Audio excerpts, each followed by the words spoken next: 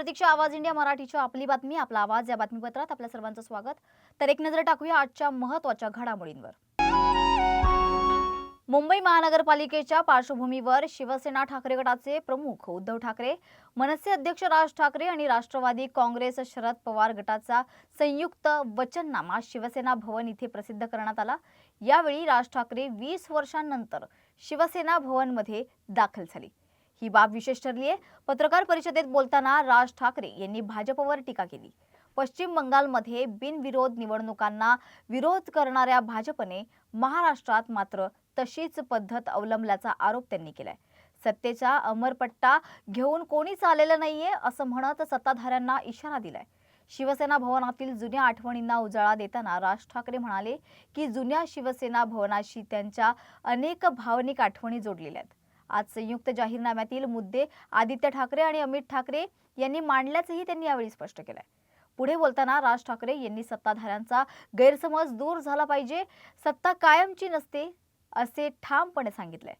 महाराष्ट्राचे भवितव्य, पुढील पिढ्या आणि राज्यातील राजकीय संस्कृती यांचा विचार सर्व पक्षांनी करणं गरजेचं असल्याचं मत देखील त्यांनी यावेळी व्यक्त केलंय। वरळी डोममध्ये झालेल्या महायुतीच्या सभेवरून शिवसेना उद्धव बाळासाहेब ठाकरे पक्षप्रमुख उद्धव ठाकरे यांनी जोरदार टीका केली आहे। वरळी डोममध्ये डोमकावळे जमले होते असा टोला लगावत त्यांनी मुख्यमंत्री आणि सत्ताधाऱ्यांवर उपरोधिक शब्दात हल्ला चढवला। मुंबईतील महापौर मराठीच होणार असं सांगत छोट्या कामांचं श्रेय घेण्याऐवजी अरबी समुद्र, गंगा, कैलास पर्वत निर्माण केल्याचेही श्रेय घ्या अशी फटकेबाजी त्यांनी केली। राज्यात लोकशाही संपली असून झुंडशाही सुरू असल्याचा आरोप करत उद्धव ठाकरे यांनी मतचोरीनंतर आता उमेदवारांची पळवापळवी सुरू असल्याचं म्हटलंय। दबाव टाकून बिनविरोध निवडणुका होत असून त्यामुळे मतदारांना मतदानापासून वंचित ठेवलं जात असल्याचा आरोप त्यांनी केलाय। ज्या ठिकाणी बिनविरोध निवडणुका झाल्यात तिथे पुन्हा निवडणुका घ्याव्यात अशी मागणी त्यांनी केली आहे। विधानसभा अध्यक्ष राहुल नार्वेकर यांच्यावरही उद्धव ठाकरे यांनी गंभीर आरोप केलेत। धमकावण्याचे प्रकार होत असल्याचा उल्लेख करत निवडणूक आयोगाने हा विषय गांभीर्याने घ्यावा आणि अध्यक्षपदावरून नार्वेकरांना निलंबित करावं तसेच त्यांच्यावर गुन्हा दाखल करावा अशी मागणी केली गेली आहे।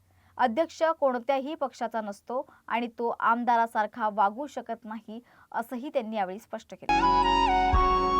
भाजपच्या मुंबई अध्यक्ष अमित साटम यांनी माजी मुख्यमंत्री उद्धव ठाकरेंवर गंभीर भ्रष्टाचाराचे आरोप केलेत। साटम यांच्या मते 1997 ते 2022 या 25 वर्षात मुंबई महापालिकेत तब्बल 3 लाख कोटी रुपयांचा घोटाळा झालाय, जो देशातील सर्वात मोठा भ्रष्टाचार असल्याचं ते सांगतात। साटम यांनी मुंबईच्या रस्त्यांसाठी खर्च केलेल्या 21,000 कोटींनाही परिणामकारक न ठरण्याचा मुद्दा उपस्थित करत उद्धव ठाकरे यांना जबाबदार धरले।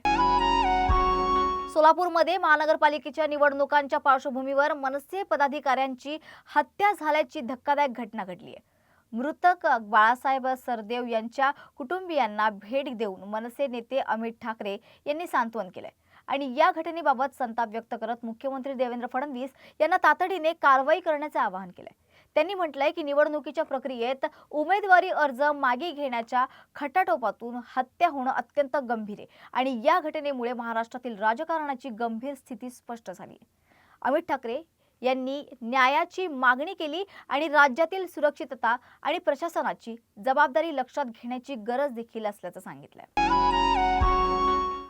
ठाणे महानगरपालिकेच्या निवडणुकीच्या पार्श्वभूमीवर राजकीय ताप निर्माण होत असून मनसे आणि शिवसेना ठाकरे गटाने गंभीर आरोप करत खळबळ उडवली आहे।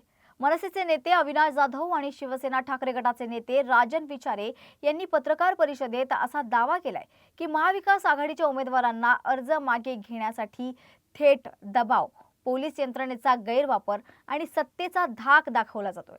त्याचबरोबर उपमुख्यमंत्री एकनाथ शिंदे यांच्या ठाणे इथल्या निवासस्थानी एका पोलीस अधिकाऱ्यामार्फत आमच्या उमेदवाराला नेण्यात आल्याचा व्हिडिओही त्यांच्याकडे असल्याचं त्यांनी सांगितलंय। तर अविनाश जाधव म्हणाले की विक्रांत घाग नावाचा उमेदवार आहे, त्याच्यासोबत एक पोलीस अधिकारी एकनाथ शिंदे यांच्या घरी गेला। या प्रक्रियेत पोलिसांचा वापर केला गेला असून पैशांचा देखील गैरवापर झाल्याचा भास होतो। आमचा उमेदवार अर्ज मागे घेण्यासाठी नेण्यात आलाय आणि त्यांची वेळ तपशील जवळून तपास केला जाऊ शकतो। मनसे आणि ठाकरे गटाने निवडणूक आयोगाला आवश्यक असल्यास हे सर्व पुरावे सादर करण्यास तयार असल्याचंही सांगितलंय। त्यांच्या मते ही संपूर्ण निवडणूक पोलिसांच्या दबावाखाली आणि पैशांच्या अभावाखाली लढवली जाते असं म्हटलं जाते।